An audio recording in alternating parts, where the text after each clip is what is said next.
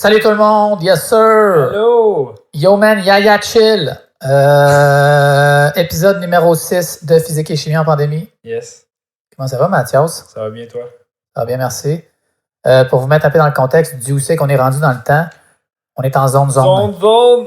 T'as-tu aimé mon statut? J'ai écrit zone. Oui. Ok, merci. Donc, aujourd'hui, c'est chimie qui commence. Yes. C'est moi qui termine. De quoi tu vas parler, chimie? Je vais parler de la ceinture d'astéroïdes. Puis toi, tu parlais des planètes avant. Yes, sir. Ben, tu t'es rendu comme justement aux astéroïdes. Ben, Yes, sir. Moi, c'est comme si j'allais continuer en plus. Oh, Je parle d'astrophysique aujourd'hui. C'est beau, la vie. C'est la physique qui gagne cette fois-ci. c'est beau la vie, merci. Nice. Puis, ben, moi, je vais parler de. Ben, je vais continuer, en fait. Je m'étais arrêté à la planète Mars. Après la planète Mars, il y a la ceinture d'astéroïdes. Yes. Puis, je vais continuer de Jupiter jusqu'aux dernières planètes. Cool. Donc, vas-y, mon beau chimie. Good.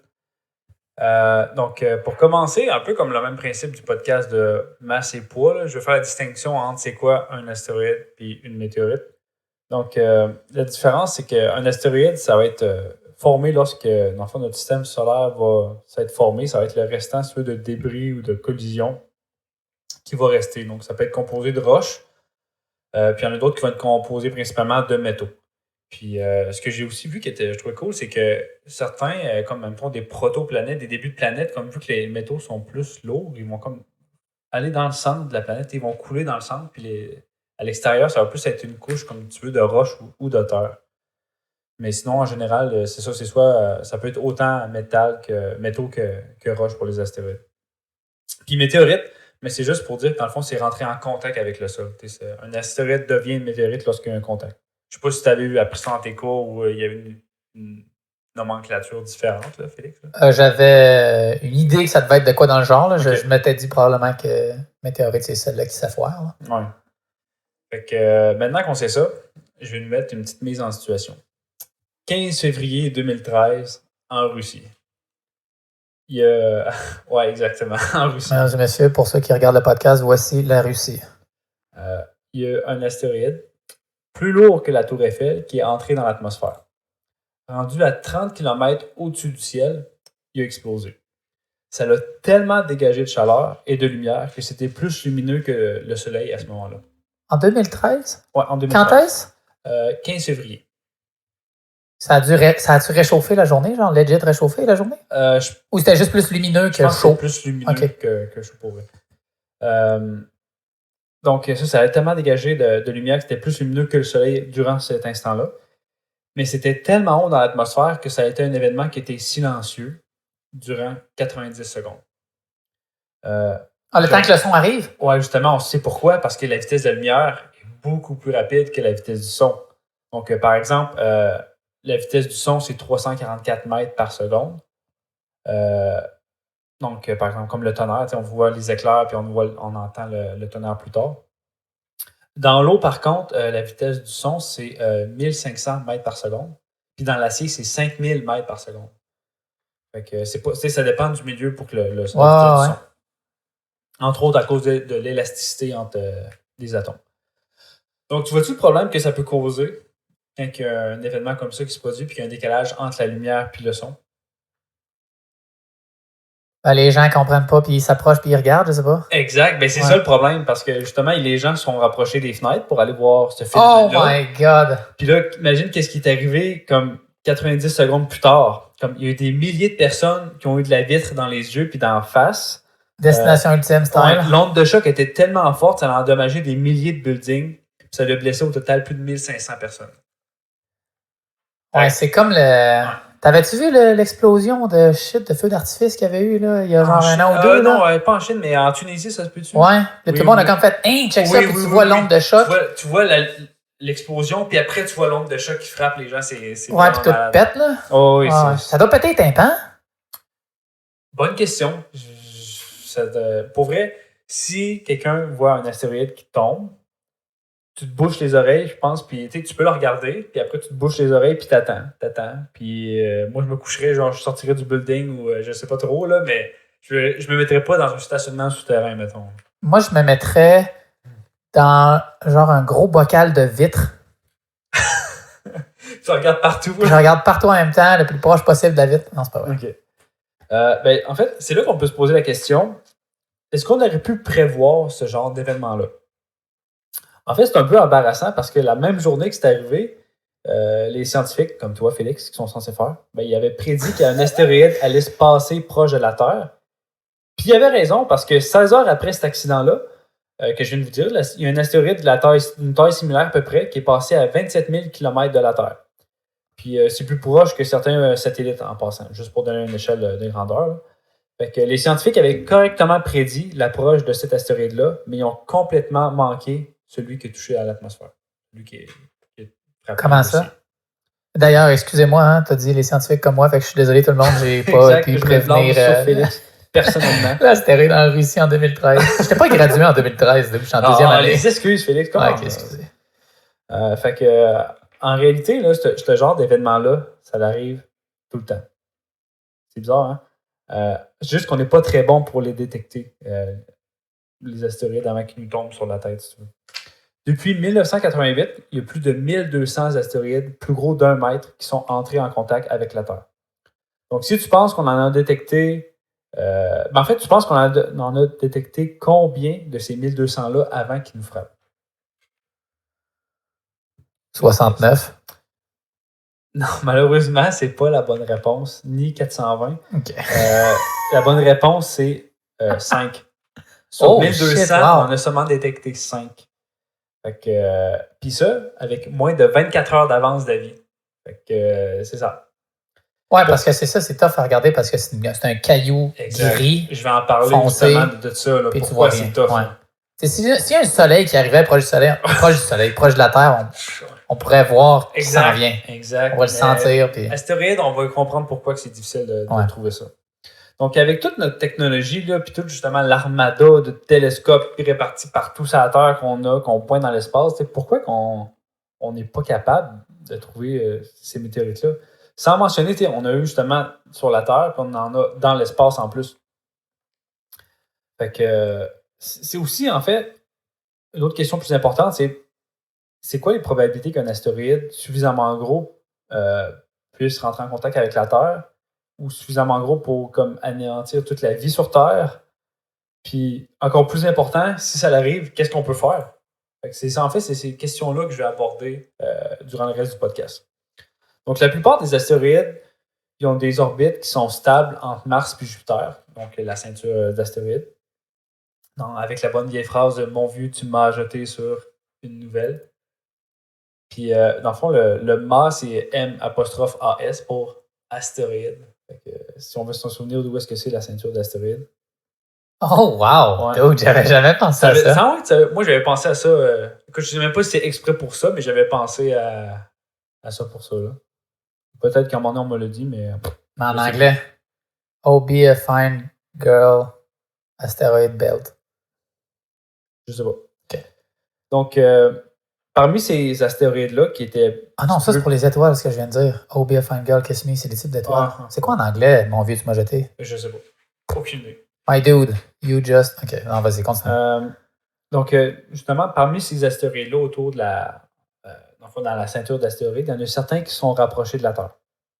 Puis ceux-là, on les appelle en français des objets géocroiseurs, qu'on appelle en anglais des Near Earth Objects.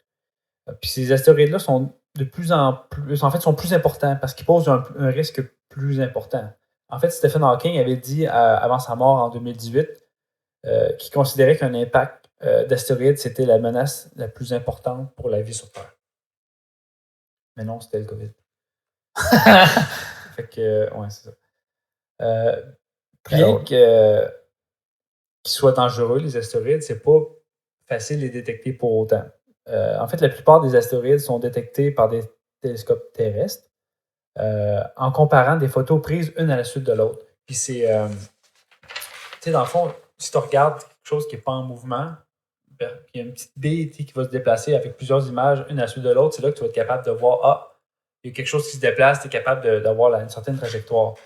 Mais c'est pas si simple que ça parce que les astéroïdes ne sont pas aussi gros qu'on pense. Ils peuvent être de quelques mètres seulement ou plusieurs kilomètres de long. Il y a quand même une grosse variabilité.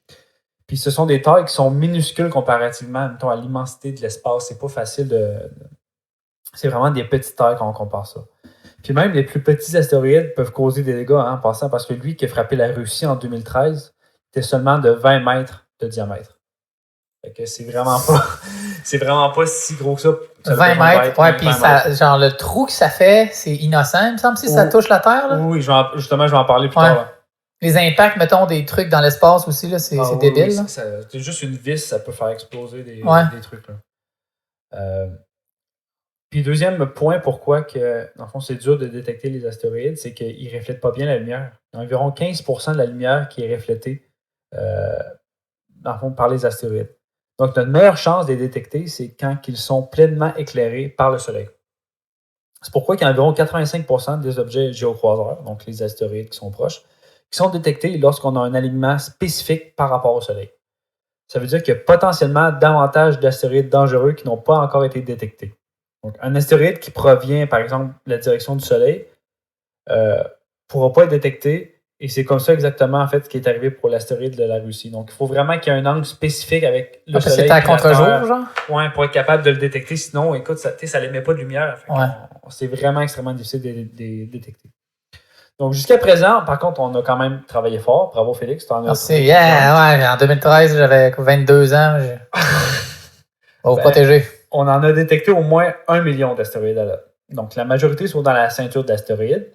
Par contre, il y en a 24 000 objets géocroiseurs qui sont proches de la Terre, c'est eux qu'il faut surveiller.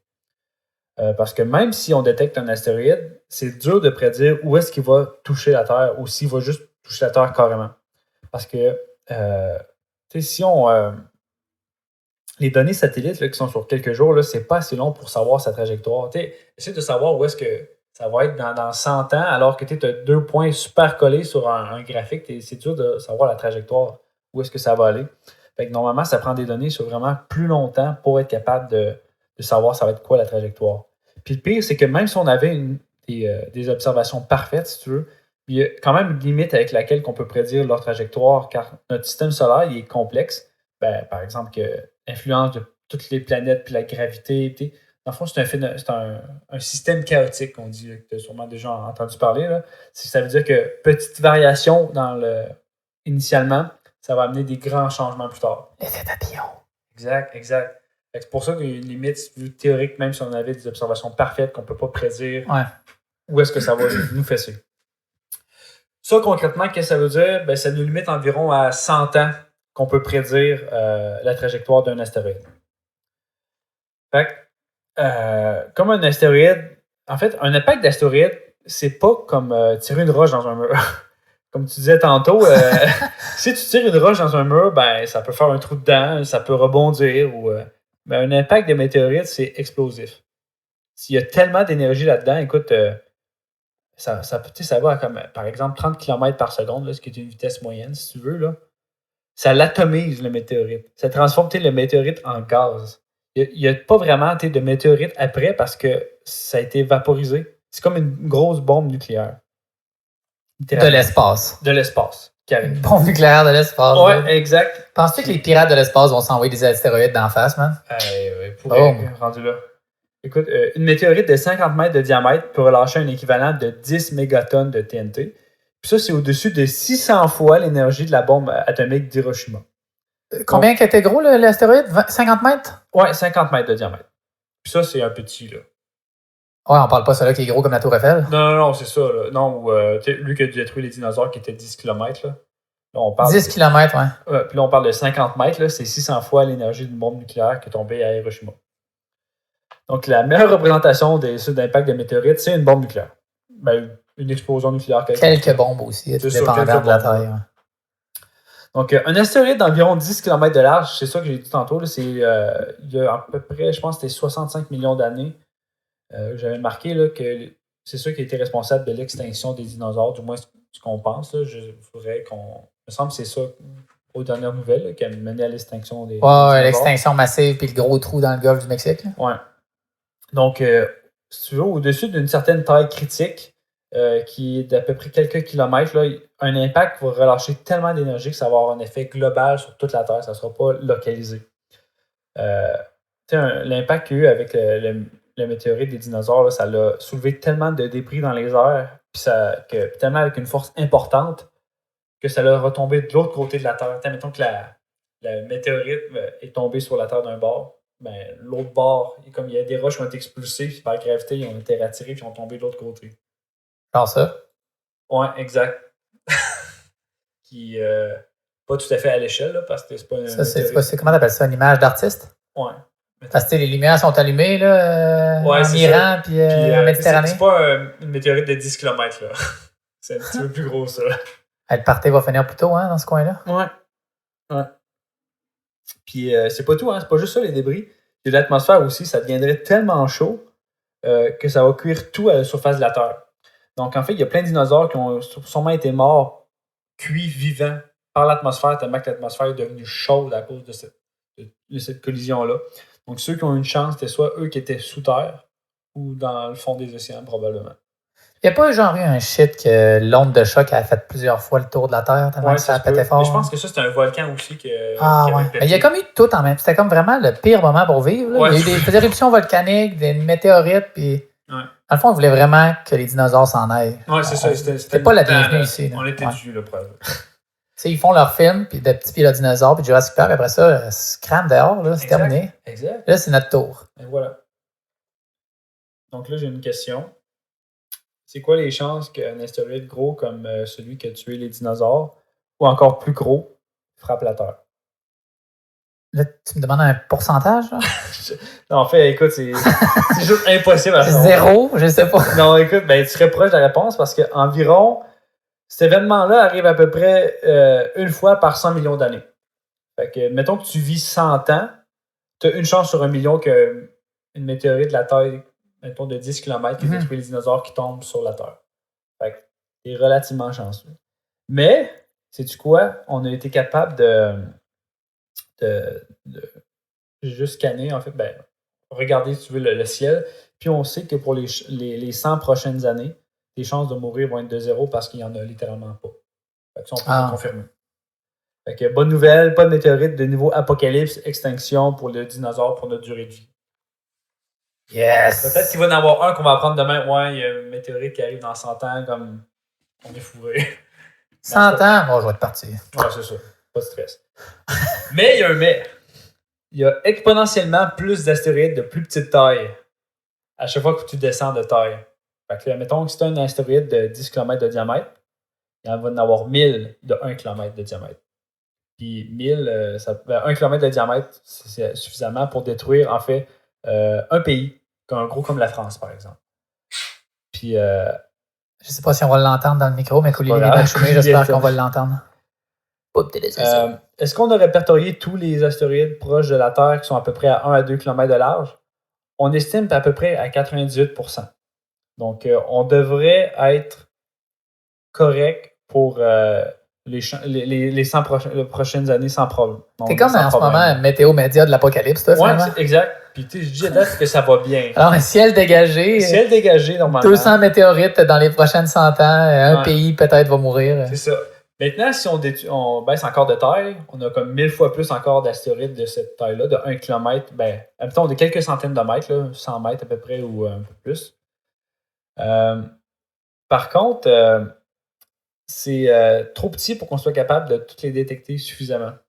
Puis le fait le plus cocasse là-dedans, c'est que eux qui sont de quelques centaines de mètres, ça pourrait rentrer en contact avec la Terre demain matin. Oh, wow! On ne le savait pas. OK. Lance-y donc sa maudite souris là-bas. Là. Elle veut que tu joues avec. Oui, non, c'est sais-tu à quel... Là, moi, je ne sais pas. Là. Sais-tu combien de météorites sont arrêtés par la Lune? Aucune idée. Parce que je sais que la Lune, la face cachée, elle est comme plein de trous parce que justement, c'est un des boucliers là, de notre planète. Oui. Puis ça a l'air que Jupiter aussi, avec son gros champ gravitationnel, mais je sais pas. Okay. Bonne question. Bonne réponse. Tu savais pas, tu as dit je sais pas. Merci. C'est ça. Fait que, si on détecte un astéroïde comme ça, par contre, qu'est-ce qu'on pourrait y faire?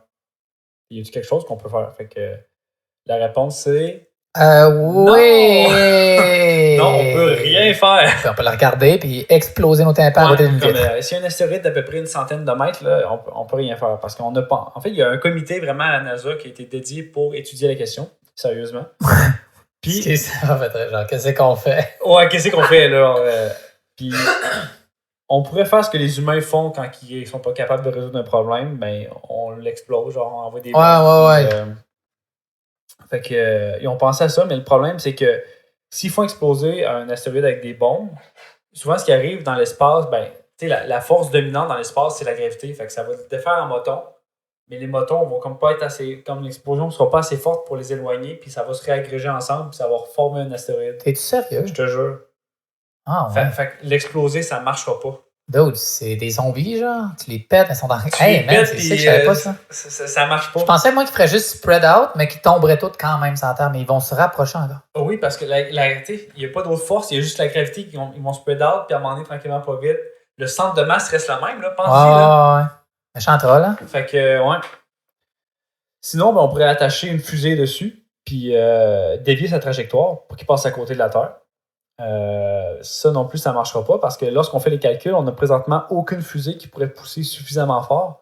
Puis en plus, il ne faut pas oublier que l'astéroïde, il tourne. Là. Il tourne n'importe comment. Fait que même si tu pousses, tu mets une fusée à quelque part, tu times la poussée que tu fais. Puis hey, c'est compliqué là, cette histoire-là. Mettons que tu appelles Mademoiselle Bientête. T'embarques dans le bus, tu t'en vas dans l'espace, tu grossis, puis tu grossis. Tu sais cet épisode-là. Puis tu grossis jusqu'à ce que... Je suis pas sûr qu'on se considérait cette possibilité-là, mais on sait jamais. Hey, où Mademoiselle Bientête qu'on a besoin d'elle, non? Puis le pire, c'est que ça prendrait au moins une centaine d'années pour dévier la trajectoire avec si on pousse avec une fusée. Ouais. Puis on les détecte à peu près à ça, à une centaine d'années max d'avance sur trajectoire s'ils vont frapper la Terre. Fait que on est coincé, ça marche pas comme situation. On pourrait faire un gros rayon laser comme les super scientifiques méchants là, ou mad scientists, si tu veux. Ouais. Pour essayer de faire comme bouillir la surface, puis ça puisse dégager du gaz, puis comme déplacer, mais on n'a pas de laser assez puissant pour faire ça. Fait que c'est pas envisageable de faire un gros rayon laser. On peut pas aussi non plus... on a pensé entourer l'astéroïde avec du papier d'aluminium. Fait comme ça fait comme une toile solaire qui reflèterait les rayons du soleil. Puis les gens ne le savent peut-être pas, mais c'est comme un peu le vent. Un voile? Oui. Le vent dans un voilier, dans une toile, ça va avoir une poussée, ça va être capable de le déplacer, mais cette poussée-là ne sera pas suffisante.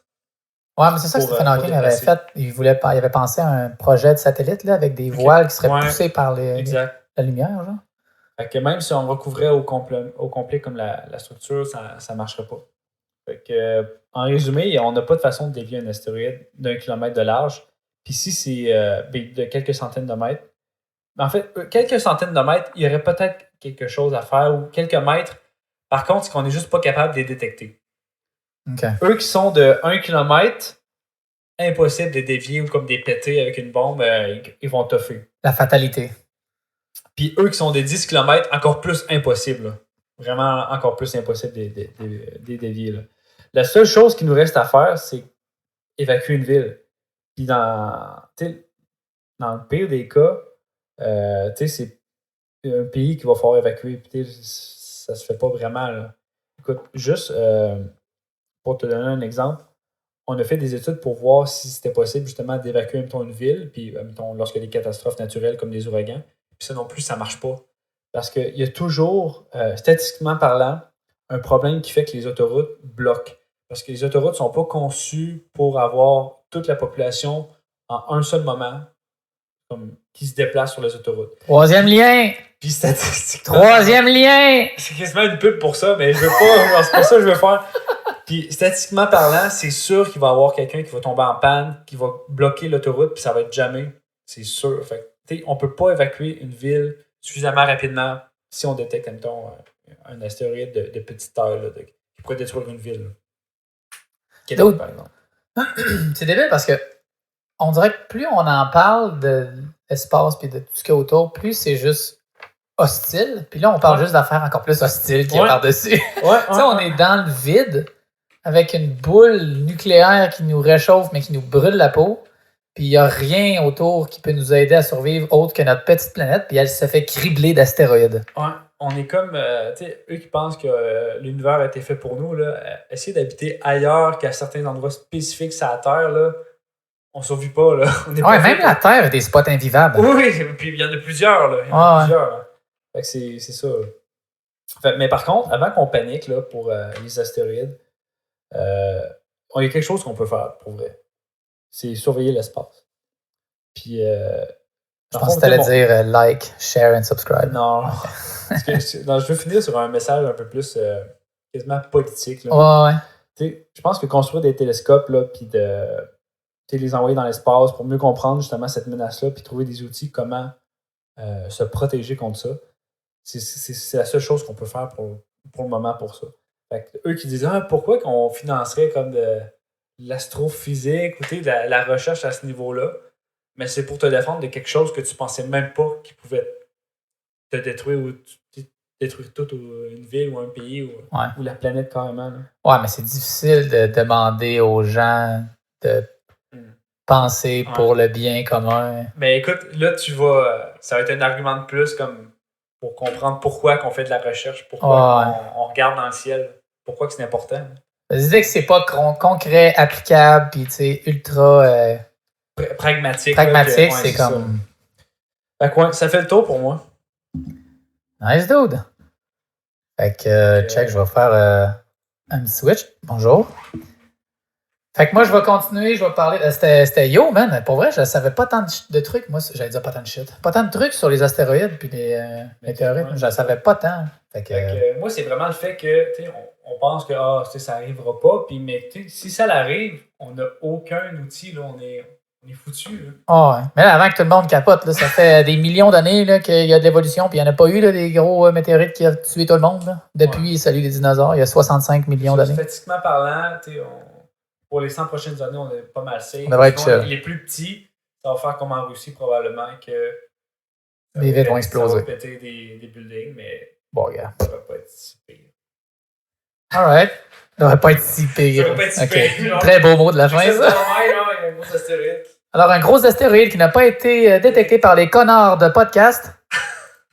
Fait que, bon, je vais commencer. Moi, je vais faire un petit rappel parce que on poste aux 3 semaines. Fait que vous allez peut-être plus vous rappeler. Vieux, tu m'as jeté sur une... Ouais, genre. Mais en fait, je vais juste parler des tailles que j'avais données là, en perspective avec le soleil. Là. Ouais. Je m'étais arrêté à Mars. Puis j'avais dit que dans mon exemple, le soleil était gros comme un éléphant. Ça peut-tu? Il me semble que c'était ça. Puis si le soleil était gros comme un éléphant, Mercure serait gros comme un grain de poivre, là, un peppercorn. Comment t'appelles ça? Un grain de poivre. Un grain de poivre. Vénus, ça serait une tomate cerise. Mars, ça serait un gros bleuet. Puis la Terre, un raisin. Et la Terre est un petit peu plus grosse que Mars. La Terre est un petit peu. Il me semble que la Terre est un petit peu plus grosse. Bref, la gravité est un petit peu plus basse. Les deux seraient à peu près des fruits genre bleuet, raisin style. Là. C'est pas gros. Là, ça amène à Jupiter. Jupiter, c'est quand même yo. Pour ceux qui regardent là, le vidéo, là, regarde, Jupiter ressemble à ça. Ben en fait, j'ai dit ça, mais je pense que pas mal tout le monde a déjà vu Jupiter avec son gros spot rouge. Jupiter, c'est un soleil raté, là, savais-tu? Ouais, c'est du gaz. Ouais, mais c'est un soleil. Check bien ça, j'ai quand même. Mais je savais pas que c'était censé être un soleil. Ouais, tu vas pisser dans mes culottes. Okay. Ça a été nommé avec le roi des dieux romains, Jupiter. OK. C'est la planète numéro 5, puis sa taille, ça serait l'équivalent d'un melon d'eau si le Soleil était un gros éléphant. C'est 5 fois plus loin du Soleil que la Terre. Fait que c'est, tu fais 1,5, 150 millions fois 5 de kilomètres.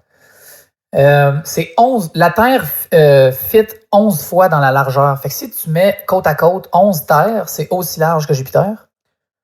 C'est 1300 fois plus volumineux que la Terre. Fait qu'il y a 1300 terres qui rentrent dans la planète. Puis c'est 318 fois plus massif que la Terre. Puis les scientifiques, ils ont estimé que si Jupiter avait été 70 fois plus massive, ça serait devenu une étoile et non une planète. Ouais. Fait que c'est quand même sick, là. Ouais. Fait que c'était sur le bord, là. Puis sa température, c'est moins 108 degrés Celsius. Fait que ça, c'est pas chaud par contre. Moins 108. Moins 108, ouais. En moyenne, là, je vais donner des moyennes là, au lieu de. Et puis en plus, c'est une planète de gaz. Fait que ça. Yes, sir.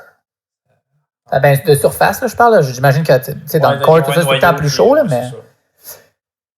Pour donner une idée à quel point c'est massif, j'ai des comparé avec la Tour Eiffel, comme toi t'as dit tantôt. C'est quand même cool. J'ai trouvé ça très drôle quand tu as donné un exemple de Tour Eiffel. Mais c'est l'équivalent de 2 milliards de Tour Eiffel. Puis là, 2 milliards, c'est pas très intuitif comme chiffre. C'est l'équivalent de 30 millions de milliards de murailles de Chine. C'est quoi ces comparaisons-là? Toi, tu veux, je compare ça avec quoi, man? 300, ben, je pourrais dire 318 terres, mais c'est bizarre, peser. En tout cas, regarde, c'est gros, OK? Ouais. La raison pourquoi elle est si grosse que ça, c'est que c'est une des premières planètes qui a été formée. Fait que quand il y a eu l'espèce de gros melting pot de système solaire, ben, toute la poussière et le gaz a fait l'étoile, ben, a fait le soleil.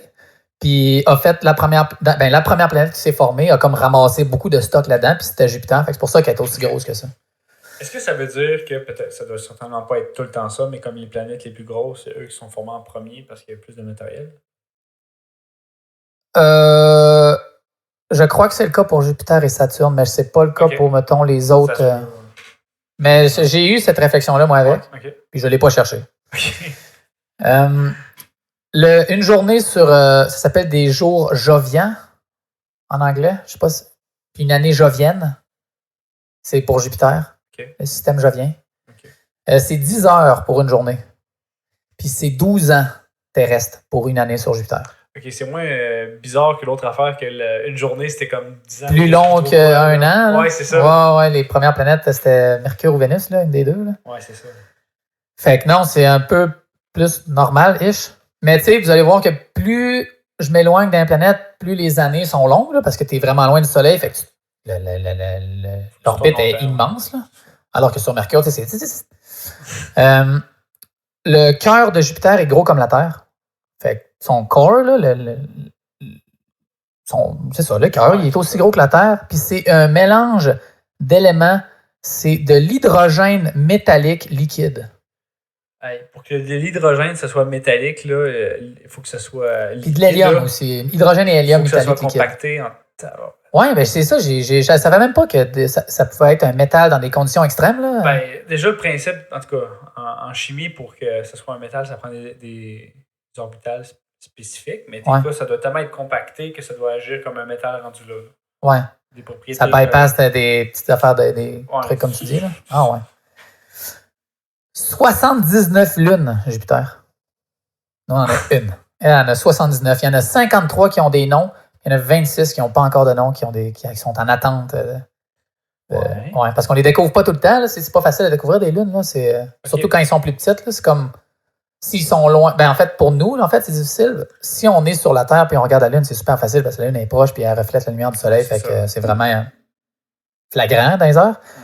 Mais pour les autres, c'est pas évident. Fait que les quatre plus importantes, là, c'est Io, Europe, Callisto et Ganymède. Là, c'est les plus grosses. En fait, Ganymède, c'est la plus grosse lune du système solaire. Es-tu un Europa?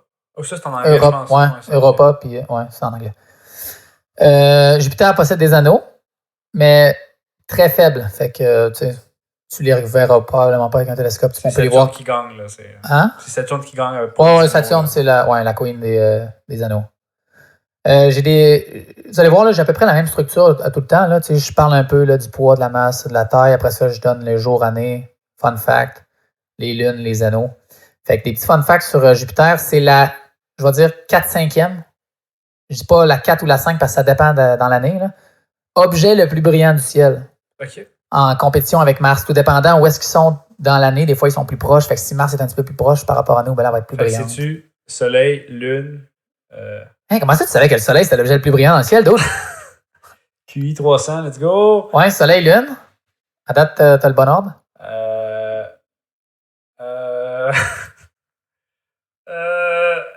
Mars? Vénus, ouais, OK. Puis après? Mars? Ouais, c'est ça. Okay. Mais c'est pour ça là, que Mars est comme en égalité là, avec Jupiter, parce que, bon, dépendant du moment que tu l'observes. Observant à l'œil nu, en plus, on peut regarder dehors, là, puis tu peux spotter Jupiter pas tout le temps. Je ne saurais pas comment différencier Vénus de Jupiter. Donc, Mars, c'est plus facile parce qu'elle est orange. Là. Jupiter, elle est plus grosse, d'après moi, t'en vois plus. Ah non, ouais, c'est vrai, Vénus est plus proche. Ouais. Ouais, je sais pas trop, là. Ben, moi, quand je les regarde, c'est par rapport au moment de l'année, mais là, tu vois, je sais même plus c'est quand qu'ils passent. Ok. Mais quand j'étais plus impliqué, je les suivais pas pire pour vrai. Ok. C'est tout le temps yo un peu quand tu dis check ça, c'est Jupiter, toi on fait Ouais. j'ai dit. Ou check ça, c'est un astéroïde qui s'en vient comme nous tuer. Genre. Hey, check ça, un astéroïde d'un kilomètre, on va tous mourir, bye. Hey, tosse-toi des vite! Il ne crève pas, même. Jupiter a été observé depuis l'ancien temps, mais on n'avait comme pas de télescope dans l'ancien temps, fait qu'on a comme pas pu faire d'observation officielle. Mais le premier, tu vas voir son nom, il revient souvent. Tu sais qui? Galileo Galilei. Le dos s'appelle Galileo Galilei. C'est quand même lettre, mais nice en même temps, je trouve. Lui, c'est le premier qui a observé avec un télescope en 1609. Fait que pour ceux qui ont leur histoire du Québec et du Canada dans la mémoire, c'est un an après la fondation du Québec, c'est ça? Il me semble que oui. 1608, 2008, 400 ans. Samuel de Champlain. Saint-Jean. Fait qu'en 1609-1610, il a observé Jupiter, puis il a découvert, c'est lui qui a découvert les 4 plus grosses lunes, là, Io, Europe, Callisto, puis Ganymède. Mais Io, pas comme Yo-Yo, mais c'est I-O, pas Y-O. Galileo a découvert ça en 1609. Ouais. J'étais sûr qu'il vivait comme plus de des années 1000 ou genre. Ah non. Je suis tellement mêlé. Ouais, non. 1109. OK. Si tu vas sur Jupiter, t'es 2,4 fois plus lourd. Fait que si je pèse 100 kg, je vais peser 240 kg. À cause de la gravité. T'es combien de fois plus lourd? 2,4 fois. 2,4. Ouais. Le spot rouge, que tout le monde connaît, la tache rouge ou le Giant Red Spot, sur Jupiter, c'est des super tempêtes qui sont grosses 2 fois comme la Terre. C'est des tempêtes de 2 terres de grosseur. C'est un gros ouragan. Tu sais, t'as 2 terres de tempête sur une planète. À quel point la planète est grosse, là? Ouais. Puis cette tempête-là a duré de plusieurs centenaires. Ah, juste ça, j'aurais cru que ça aurait pu être comme des milliers. Ben, c'est pas ultra. Tu sais, c'est vraiment mystérieux, là, comme. Tu sais, on connaît beaucoup de choses sur le spot, mais il y a encore beaucoup de mystères là-dedans, genre. Puis l'estimation, c'est plusieurs centenaires. Les explorations qui ont été faites, il y en a eu plusieurs. Il y a eu 9 sondes qui sont allées. Il y a 7 qui ont été des flyby. Les flyby, je l'ai dit au dernier podcast. Là. Un flyby, là, c'est. Effet de pleurs. Je se cogne la tête. Ouais, c'est ça. Fait que c'est juste une sonde qui passe, puis pendant qu'elle passe, clic, des petites photos, puis après ça, c'est terminé. Puis il y a 2 qui ont été en orbite. Le plus récent, il s'appelle Juno, puis c'était en 2016. Il a tourné autour de Jupiter pendant un petit bout, puis lui, il observait les origines de l'évolution, l'évolution de Jupiter, puis chercher pour le cœur, apprendre plus sur le cœur de Jupiter, puis le champ magnétique, puis l'eau, puis plein de bébelles finalement. Là. Quand tu es plus proche, ben, tu peux observer plus d'affaires. Là. Ça ressemble à ça pour Jupiter. Next. Numéro 6e planète, excuse, man. En fait, ça va, et toi? Moi aussi. Je compte avec mes doigts. 6e planète, Saturne. Saturne, nommé après le dieu de l'agriculture et du temps. Parce que c'est l'équivalent de Chronos pour les Grecs. OK. Parce que je pense que c'était à cause que la révolution était longue. Genre, le temps que ça prend pour faire, c'était vraiment long. Fait l'agriculture, le temps, je sais pas. OK. Si c'était un fruit, il serait gros comme, mettons, un gros cantalou. OK. Pogne un cantalou, regarde l'autre à côté, s'il est gros, c'est lui. OK. Fait que c'est pas si plus petit que Jupiter. Non, c'est ça, c'est plus petit que Jupiter. Genre, juste là, je compte pas les anneaux, là. Juste la planète, c'est plus petit que Jupiter. Mais c'est quand même une géante. Oui, c'est ça. 9 fois plus large que la Terre, sans compter les anneaux. Si on compte les anneaux, là, la largeur totale, là, anneaux, planète, c'est la distance entre la Terre et la Lune. 384 000 km. C'est ça. De large. Et à peu près. C'est 10 fois plus loin du Soleil que la Terre. Fait que 1,5 milliard de kilomètres. Ça commence à être loin. Ça commence à être loin. Le jour et la nuit durent à peu près 10-11 heures aussi. Okay. Puis un an dure 29 ans terrestres. Fait que si j'étais sur Saturne, j'aurais pas encore 1 an. Puis en plus, là, tu ne contenais pas comme le décalage à cause de l'effet de la relativité avec les puits, les gravités. Là. Ça serait encore plus long probablement. Ah ouais, probablement que ça serait différent que sur la Terre. Ouais. La température, moins 139, là, on s'éloigne, là, fait que ça commence à être fret. Là. Tu l'oses. La lumière prendrait 1,5 heures pour partir de la Terre puis se rendre jusqu'à Saturne. Fait que si, admettons, tu avais un miroir sur Saturne, puis tu m'envoies ton pointeur laser, ça prendrait 3 heures avant que tu reçoives le laser d'en face. Si tout va bien. Là. Fait que c'est quand même loin. Là. Fait qu'imagine avoir une conversation avec quelqu'un là-bas. Là. Parce que tu sais, nous autres sur Terre, quand on parle au téléphone, c'est super vite parce c'est tout petit. Exact. Là, tu parlerais, c'est Hey, salut! 3 heures plus tard. Salut, ça va? 3 heures plus tard. Fait qu'en 9 heures, tu as posé genre 2 questions à peu près. Fait que ça marche pas bien. Saturne ressemble vraiment beaucoup à Jupiter. Là. C'est une autre géante, ça aussi, le gazeuse. Okay. Fait que c'est l'hydrogène, de l'hélium aussi. Son cœur est fait de nickel, un mélange de nickel et de fer avec une enveloppe d'hydrogène métallique et d'hélium métallique liquide. C'est quand même fou qu'on soit capable d'avoir cette info-là sans nécessairement avoir posé de sonde sur la planète. À moins qu'on ait été capable, là, je pense. Je vais y venir, mais on a posé... Je vais mettre mes doigts comme ça. On a posé une sonde. OK. Violemment. Mais même à ça, on n'a pas creusé au centre de cette planète-là pour savoir... Coulilé est en train de faire ses griffes sur les jeans à Mathieu. Non, c'est ça. Pour vrai, c'est débile qu'on ait observé des trucs de même aussi loin, qu'on n'ait jamais mis le pied dessus. Puis, en tout cas, ouais, je trouve ça vraiment nice. Puis c'est ça qui est cool. C'est ça qu'il faut financer, puis c'est important. Bref. Saturne, c'est comme un mini-système solaire en soi parce que elle a 82 lunes. En fait, c'est tout récemment qu'elle a... Ça fait pas si longtemps qu'elle a dépassé Jupiter parce qu'avant, on disait que Jupiter, c'était le king des satellites naturels. Je dis les lunes, là, mais satellites naturels, c'est juste nous autres, on s'est dit qu'en tant que terriens, on allait appeler notre lune une lune. Mais c'est toutes des lunes. Okay. Fait qu'elle en a 82.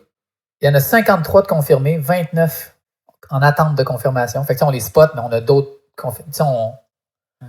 on a spoté des objets, mais on manque un peu d'informations. On veut valider d'autres affaires pour être sûr que c'est vraiment... Exactement. Okay. C'est pas un objet qui passait dans le coin par hasard. Un astéroïde de quelques centaines d'un kilomètre et qui s'en vient briser mes vitres. Ah, c'est ça. Les anneaux... Saturne... Quand contient des anneaux, 7 anneaux qu'on peut... observables là, avec des espacements, mais je pense que quand tu observes de près avec des sondes, tu peux en voir plus. OK. Fun fact, Saturne est moins dense que l'eau. Fait que si elle pouvait fitter dans un bain, elle flotterait. Fun, hein? Ouais.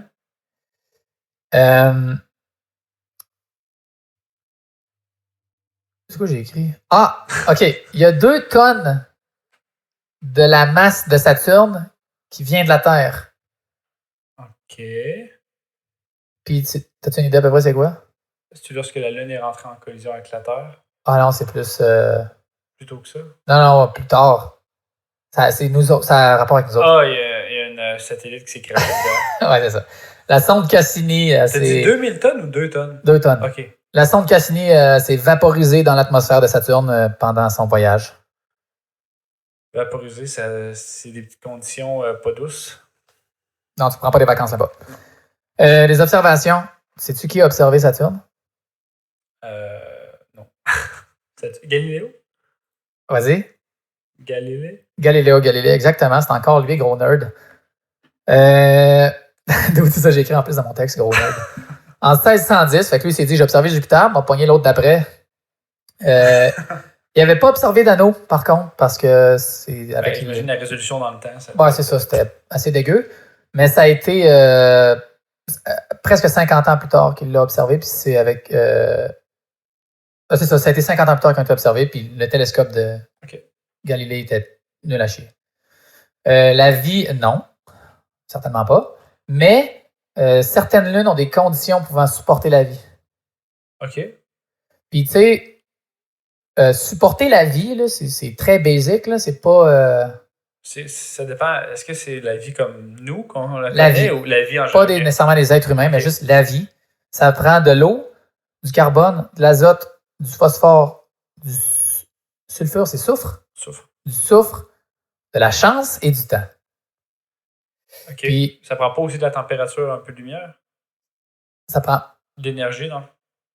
Ben là, c'est ça. Après ça, t'as des zones, genre, ben, pour nous, dans notre cas, t'as comme une zone, la golden zone, là, je sais pas comment on appelle ça, là, mais qui fait que t'es bien placé par rapport au soleil. Pas là. trop proche, pas trop loin. Pour avoir c'est ça. Fait que mais eux, j'imagine, ils ont des cheminées thermiques, peut-être, dans le... Exactement, c'est ça. Fait que t'as pas... Oui, c'est important, mais c'est ceux que je viens de nommer qui sont plus importants. OK. Fait que c'est ça, j'avais écrit... c'est pas un beach club, c'est pas la Saint-Jean, c'est pas des concombres râpés dans du plastique qui fait que la vie va arriver sur cette planète. Les explorations de Saturne, il y a eu Pioneer. Ah, c'est 2 en romain sûrement, ou 11? Ah, excusez-moi tout le monde. Pioneer. 11. C'est Pioneer. Okay. Les Voyager 1 puis 2, eux autres, ils ont fait des flyby. Fait que là, yeah! Puis Cassini a fait des orbites autour de Saturne 294 fois. Fait que de 2004 à 2017 à la tournée. Puis c'est elle qui s'était foirée après dans l'atmosphère. Okay. Voyager 1, ça me mène à une petite citation que j'ai envie de vous lire avec une image. Attends, je l'ai-tu mis? Oh, je l'ai pas mis. Oh, c'est pas grave. Vous irez voir sur Internet Pale Blue Dot ou bien tache bleue pâle. C'est ça, vous allez le trouver. Là. Puis en gros, c'est quand Cassini était proche de Saturne, juste avant d'être éjecté ou de repose en paix, d'arrêter la mission. De crasher dedans. Oui, c'est ça, de mettre fin à la mission. OK. Il y a un scientifique qui s'appelle Carl Sagan. Carl, en anglais, c'est vraiment tough à dire pour un Québécois. Qui est un cosmologue, puis il a dit vire la sonde de bord, puis pointe-la vers nous autres, puis prends une photo. Puis ils ont pris une photo, puis tu vois un petit point bleu, puis c'est la Terre, vue de Saturne. C'est comme un pixel dans la photo. Là. Ouais, si vous allez le voir sur Internet, là, Pale Blue Dot, là, c'est un petit point vraiment pâle, vraiment loin.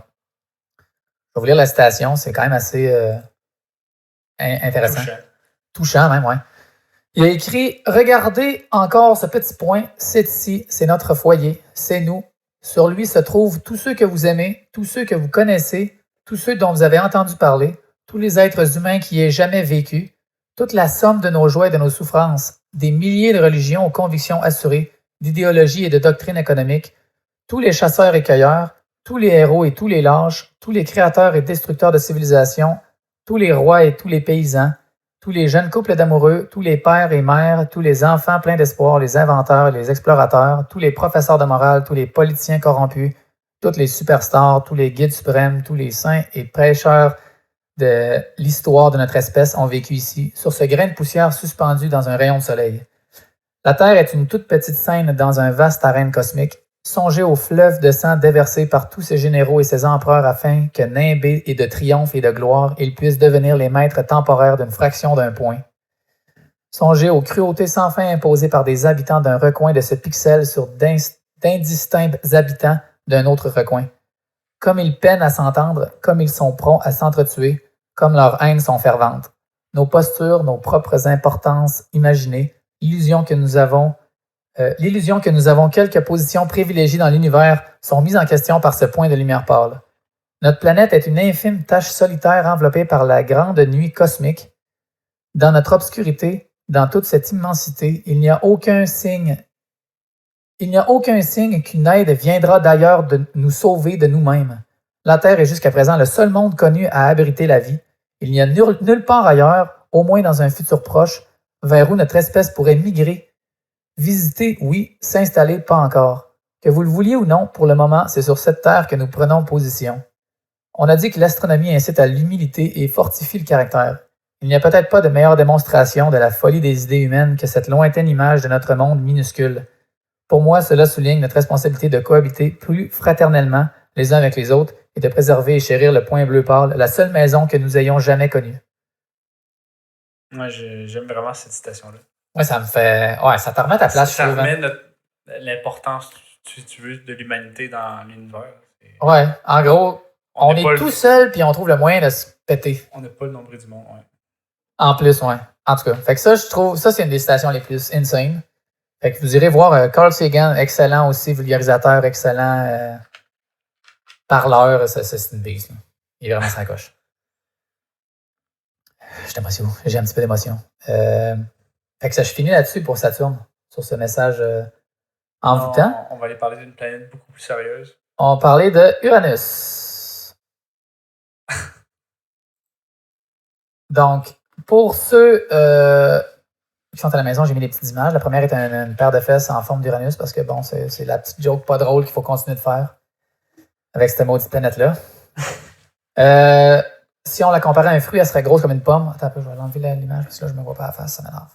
Excusez-moi tout le monde. OK. Fait qu'elle serait grosse comme une pomme. Puis c'est la version latine de Dieu du ciel. Le dieu grec. Okay. Le dieu grec du ciel. Okay. Et non Dieu du ciel, comme l'expression. Ouais. Elle est 4 fois plus large que la Terre. Fait que elle est déjà beaucoup plus petite. Là. On est passé de 11 à 9 à 4. Okay. Elle est 20 fois plus loin que la Terre.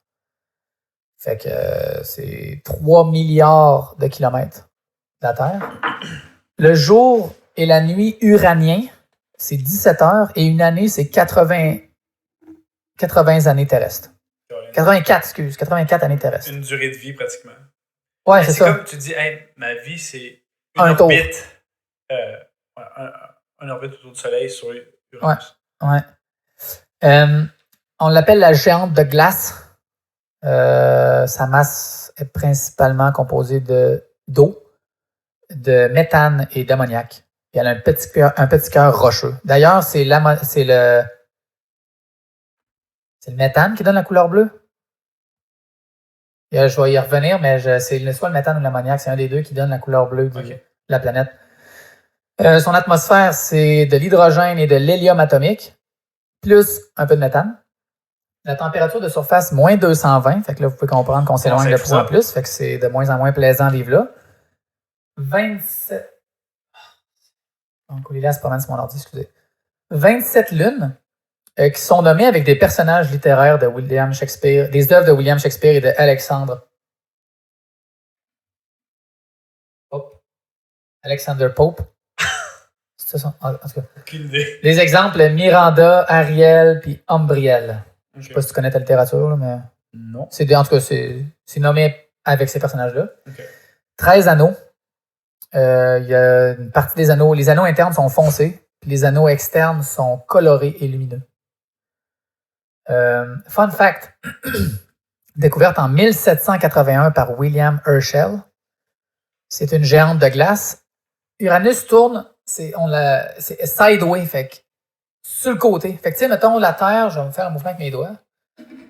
Imaginez la Terre, là, comment elle tourne. Elle tourne comme ça, pour ceux qui regardent la vidéo. Puis ceux qui ne regardent pas, elle tourne comme dans le sens que vous pensez. Faites tourner une toupie. Tiens, elle tourne à peu près comme une toupie. Uranus, mettez la toupie à 90 degrés, puis faites-la tourner de même. Fait qu'elle va tourner comme un pneu, comme une roue, finalement. Elle tourne là, vers le haut, finalement. Ouais, c'est ça. Fait que l'angle quasiment droit d'Uranus fait qu'elle tourne sur le side. C'est ça, c'est le méthane qui donne la couleur bleue. Fait que le méthane donne la couleur bleue d'Uranus. La vie, lol, non. Parce que naturellement, à moins 220, il n'y a pas grand-chose qui peut vivre là-dessus. Je pensais qu'il pleuvait des diamants alors là-dessus tellement que c'était intense. Ouais, il y a des pluies de glace. Je sais que Neptune aussi. Je pense que c'est Neptune. Ah, ok. Mais j'y arrive, ça va. Ok. Il dégage, Coulili, man. Non. L'exploration, il y a juste eu Voyager 2. Fait que Voyager 2, là, je vais y revenir souvent, mais c'est comme on l'a juste balancé. Il prend des photos, puis on essaye de s'aligner pour qu'elle passe à côté des planètes quand il arrive. C'est comme tout des timings de fou, là. Okay. Fait qu'elle a pris des petites photos. Fun fact 2.0. Étant donné qu'elle est sur le side, les saisons sont assez dégueulasses. Fait que, mettons, juste pour le pôle Nord, parce que pendant un certain temps, le pôle Nord est aligné.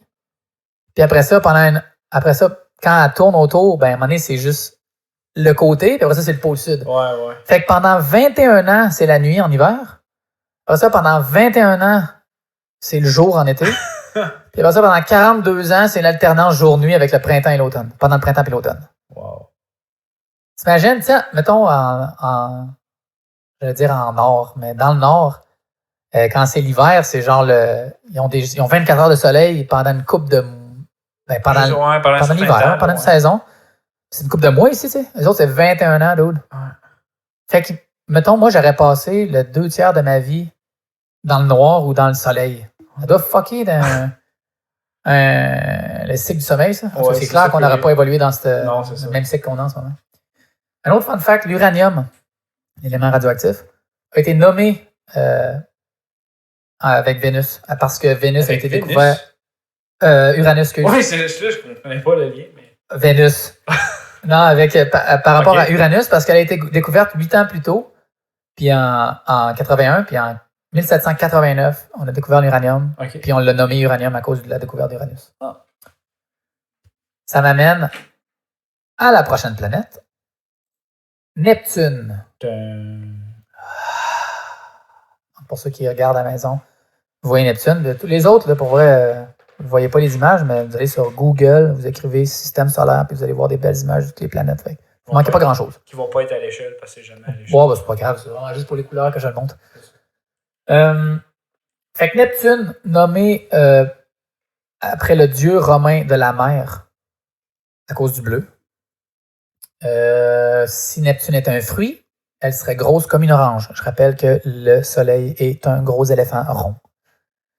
Elle est 4 fois plus large que la Terre, fait que ça ressemble à peu près là, à Uranus en termes de grosseur. Elle est 30 fois plus loin. Fait que c'est 4,5 milliards de kilomètres. Il fait moins 214 Celsius. Ah, il fait plus chaud que sur Uranus. De 6 degrés en moyenne. C'est plus chaud, là. Ouais. Le jour et la nuit durent 16 heures. Puis un an dure 165 années terrestres. Puis c'est fou parce que de sa découverte jusqu'en 2011 à peu près, je pense en 2011 qu'elle a réussi qu'on a... Genre, du temps qu'on l'a découvert jusqu'à tout récemment, elle n'avait pas encore fait un tour complet autour du Soleil. Puis on l'a découvert en... Attends, je peux aller voir vite. En fait, je préfère 2011 moins 165. T'es-tu bon en maths? 1800... Ça finit par 6. 1856? 2011 moins... 165? 1856? Écoute, mentalement, 46? ça fait 1846. 46, ouais, c'est ça. Mentalement, ça fait avec son sel de main. Ouais. Fait que quand on l'a découvert, ça faisait... On n'avait pas encore vu le tour, la révolution complète. C'était en 2011 que c'est arrivé, puis on a fait genre « Hey, bonne fête, t'as un an! » On a confirmé que ça fait vraiment une ellipse. Ouais. Puis ça va être dans mon fun fact. Ça, j'ai vraiment hâte de l'expliquer, par contre. Fait qu'il y a une grande ressemblance avec Uranus. Fait que c'est un autre géant de glace avec un corps rocheux, de l'eau, du méthane puis de l'ammoniac. Elle est encore plus bleue. Si vous allez voir les photos, là, Neptune est encore plus bleue parce qu'elle a une plus grande concentration. Elle a plus de méthane. Ouais. Okay. Fait que c'est pour ça qu'on la voit plus bleue encore. Ouch! L'atmosphère est gazeuse. Fait que c'est encore de l'hydrogène puis de l'hélium atomique. Elle a 14 lunes. Fait que c'est fou pareil, hein, que les autres planètes ont tellement de lunes, puis nous, on n'a rien que, là. Remarque qu'il y en a qui n'en ont même pas. Il y en a... Mars a Charon. Vénus en a-tu? Est-ce qu'on est les lunes du Soleil? Oh my God, bro. Oh my God, bro. Ouais, là, je pense que quand t'as une étoile, ce qui tourne autour, c'est les planètes. Là, c'est pas j'avoue que ça marche. Ça ne fait pas avec la définition d'une lune. Fait que, 14 lunes nommées avec les dieux grecs de la mer. Fait que des exemples, tu as Triton, Hippocampe et puis Protéus. C'est des exemples de noms de lunes. Elle possède des anneaux. Koulili fait des sprints aller-retour devant la porte de notre bureau. Fait que c'est vraiment nice. Elle a au moins 5 anneaux qui sont nommés par les scientifiques qui ont étudié la planète. Fait que Gall, Laverrier, Lassell, Arago. My God, j'ai écrit Adams. Okay. Puis 4 arcs. Fait que c'est pas des anneaux complets, c'est des arcs qui sont probablement causés par l'influence des lunes qu'il y a autour. Fait que c'est des petites poussières et des petites roches causées par les. Puis il s'appelle Liberté, Égalité, Fraternité et Courage. Quand même sick. Fun fact. Neptune n'est pas visible à l'œil nu. Puis elle a été découverte mathématiquement. Et non avec des observations. Ah ouais. Ouais. Fait que ce qu'ils ont fait, quand ils ont découvert Uranus, parce que Uranus, ils l'ont observé, ils ont observé, ils l'ont étudié, puis ils ont calculé une orbite, puis ils ont fait des modèles d'orbite, justement pour prédire. En fait, c'est ça qu'on fait. Là. Si vous allez sur le site de la NASA, puis vous allez voir le système solaire, toutes les planètes, leur position, leur vitesse, c'est tout vraiment bien mesuré. Là. Puis tu sais exactement son où dans l'espace par rapport à nous autres. C'est quand même vraiment sa coche. Mais dans le temps, ils ont fait des modèles de ce genre-là. Puis ils se sont rendus compte qu'Uranus, elle fitait pas dans le modèle, elle suivait pas le modèle. Puis ça n'a pas de sens parce que quand les orbites des planètes, c'est quelque chose de vraiment simple à déterminer, là, puis de vraiment précis. Fait que tu sais, le fait qu'elle fitait pas, c'était comme vraiment weird. Puis une des causes qui ont sorti comme idée, c'était il y a peut-être une autre planète qui vient fucker son orbite. Est-ce que tu sais si c'était avant Newton ou après Newton? Parce que je sais qu'avec Newton, le F égale à MA, ça l'a tellement aidé pour, il me semble, les orbites. Puis... Ben, 1000 Newton, c'est pas longtemps après... C'est pas 1600 Newton, quelque chose? Oh, oui, c'est après Newton. Parce que Newton, c'était pas longtemps après Galilée. Genre, une affaire comme... il est né le jour de sa mort, une affaire de même. OK, c'est bon. 100 ans plus tard. En tout cas, peut-être comme ça, mais... Je serais prêt à dire que ouais, c'était après Newton. Newton, ça fait longtemps, d'où, là. T'as appelé Newton. C'est genre 1700, là. Moi, je suis débile. Newton. Excusez, je fais une recherche sur Internet. Ouais, mais c'est ça, 1643 à 1727. Ouais. Ça, c'est une des plus grosses tronches ever, là, by the way. Si vous voulez aller lire sur Newton, bizarre, qui est vraiment sa coche. Fait que c'est ça, les découvertes mathématiquement avec des calculs et des prédictions. C'est quand même sick. Un autre fun fact qui est moins nice, ce dont tu parlais avec les conditions extrêmes. Ouais. Les vents sur Neptune vont à 2100 km/h. Puis ça brise le mur du son. C'est plus rapide qu'un F-18. Hey, c'est fou, tu te fais frapper par le vent, mais tu l'entends pas tellement qu'il est rapide. Puis après, tu l'entends. Ben, c'est ce que ça veut dire, là, pratiquement. Ouais. Fait en fait, Fait que mettons qu'il y a un bout de vent qui passe devant toi, mais qui t'est pas affecté. Mais ton ami est là. Tu vas le voir se désintégrer. Et après ça, tu vas entendre... Là, tes tympans vont exploser. T'es mieux pas avoir de vitre sur Neptune. Fait que c'est ça, les vents sont débiles. Il y a des tempêtes de Mongols. Les tempêtes détectées qu'on a détectées étaient plus larges que l'Atlantique. Fait que c'est vraiment pas plaisant. Les observations, il y a eu Voyager 2, encore une fois, passé à côté. C'est-tu la sonde qui est allée le plus loin, tu penses? Ben, c'est pas elle qui a pris des photos de Pluton? Pluto Voyager 2. En accrochant le capsule en passant. Ouais, c'est ça. Ouais, OK. Oh, ouais, puis après ça, ça a été, bye. Puis là, Voyager 2 est dans les confins de l'univers et elle va jamais s'arrêter. Jamais. Sauf si elle fonce dans quelque chose. C'est ça. Sauf si elle devient l'objet de quelques mètres qui atteint une planète avec des êtres humains dessus. La vie, est-ce que tu penses qu'il y a de la vie sur Neptune? Si oui, elle fait tough en temps. Cacher des vents. Fait que c'est ça. Ça, c'est le tour pour le Neptune. Puis pas plus tard, on passait pas une planète bye.